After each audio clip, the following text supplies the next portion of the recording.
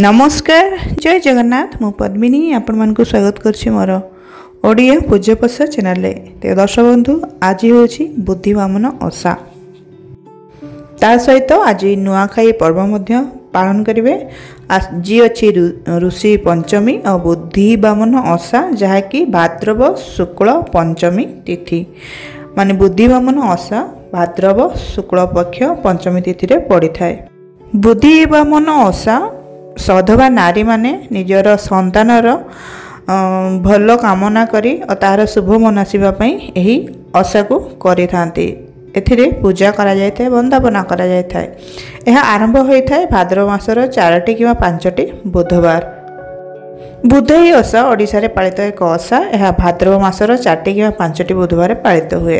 केतेक स्थान रे 5टी बुधवार पालित हुए। अनेक गम्मा पूर्णिमा ठारू आरंभ करी इंदु पूर्णिमा और केतेक संक्रांति अनुଯାयी भाद्र संक्रांति आरंभ करी आश्विन संक्रांति हिसाब को नहीं पालन करिथांती। तेबे साधारणतः सधवा नारी माने संतान कामना करिबा और तार शुभ मनासिबा उद्देश्य रे नहीं एही ओषा करिथांती। एही ओषाटी निर्जल भावे निष्ठार सह पालन करा जाय थाए।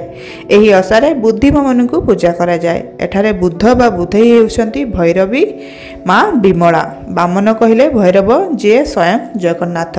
अतएव एही ओषारे आराध्य देवदेवी हेले श्री जगन्नाथ और माँ विमला। किंतु ज्योतिष शास्त्र अनुसार यही ओषारे नारी रूपी बुद्ध और मंगला को पूजा करा जाए, कारण एमाने सृष्टिकर्ता। बुद्धि बामन ओषार परंपरा मते पूजा स्थलटी को गोबर लिपि सूची करा जाए। यही पूजा निमंते 5टी रंगर फूल, 5 प्रकार फूल, 5 प्रकार फल, 5टी धूप, 5टी दुब और 5टी अक्षत दरकार हुए। एथिरे बेलपत्र, फूलमाल एवं खईमाल रे ठाकुर को लागि करा जाए। प्रथम पाळी एथिरे गोटे नड़िया बसा जाए। शेष पाळी दिन यह भांगी ठाकुर को समर्पण करा जाए। मझी पाळी गुड़िकरे पिठापणा भोग राग हुए। तेबे शेष पाळी दिन अत्यंत 5 प्रकार पिठापणा करा जाए। प्रत्येक बुधवार दिन जाक उपवास करी राति रे पूजा भोग लगा जाए और से भोग को राति रे खिया जाए। शिल एवं शिलपुआ यार देवदेवी अटन।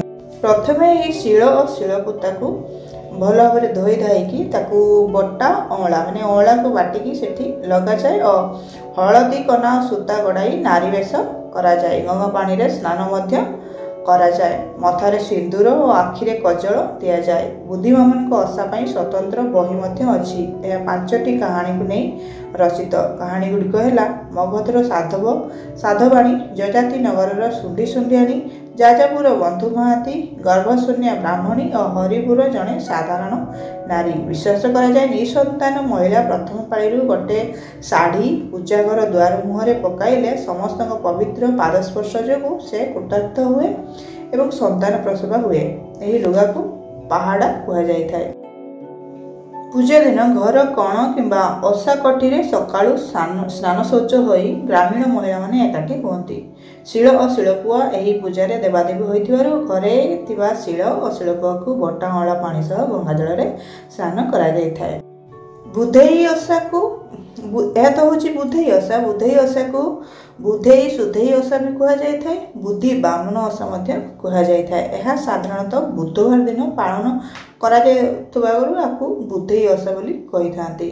यह संतान कामना करी और संतान शुभ कामना करी करा जाय थाए। तेबे जदि आपण चाहूचंती निज जीवन रे संतान टे आसु ताले एही व्रत बा उपास को ओषा को निश्चय करंतु। बुद्धि बामन ओषा बही मो पाखरे अछि। जदि आपण माने चाहूचंती बही को पढ़िया पई ताले किनि परिबे। जदि आपण को पाखरे नाही मते कहले मो स्क्रीनशॉट कम्युनिटी पोस्ट रे पोस्ट कर देबी।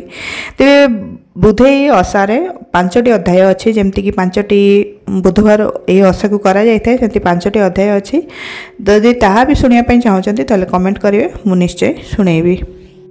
माने बुद्धई ओषार कहानी कौन, किए एथिरु किछि पाइथिले बा कामना करिकि तांकर मनस्कामना पूर्ण होइथिला।